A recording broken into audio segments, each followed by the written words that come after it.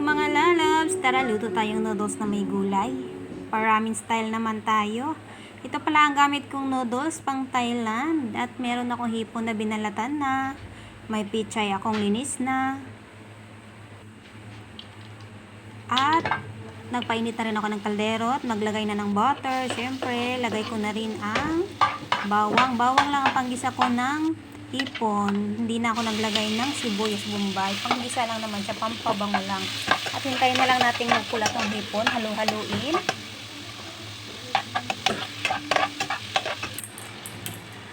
At naglagay na rin ako ng 5 baso ng tubig pang sabaw dahil 4 na noodles ang gagamitin ko, ang lalagay ko dyan, ang lulunod ko, ganon.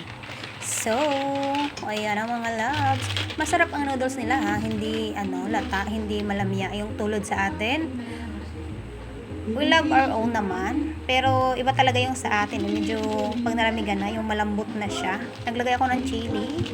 4 na noodles, isang pampaasim lang nilagay ko at naglagay ako ng powder nung samgyupsal, ganon.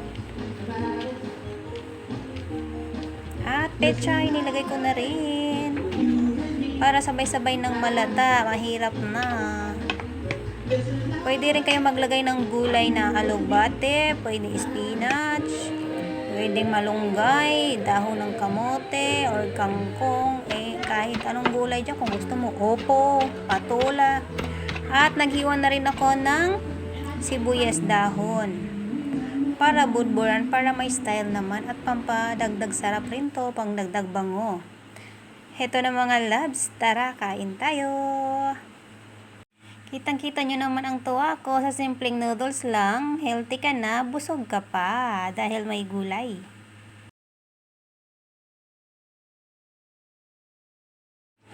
Kaya pag nagluto kayo ng noodles mga loves, lagyan nyo na talaga ng gulay. Importante yan, lalo na sa may mga bata dyan, may mga nagpapasuso pa.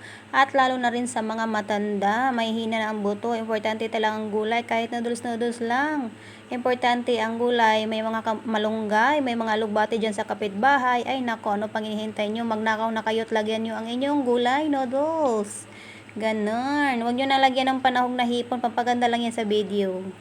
Sa mga hindi rin naman mahilig sa gulay mga lalabs, huwag nyo na lang kainin ang gulay. Lagyan nyo lang ng gulay ang noodles nyo at swak na yon, chokes na yon. Ang importante kasi doon, vitamins andun sa sabaw. Humigop lang kayo ng sabaw. Pwede na yon. Vitamins na rin yun, lalo na sa mga mahihina ang tuhod, lolo't lola, tito, tita. Ay nako, swak na swak. Tingnan nyo naman, sarap na sarap ako dyan, napaso pa.